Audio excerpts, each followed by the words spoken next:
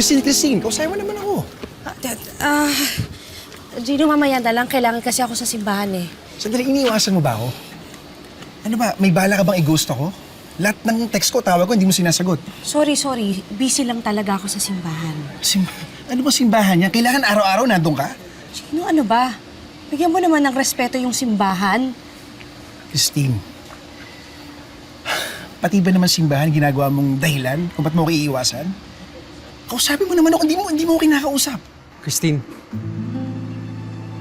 may problema ba dito?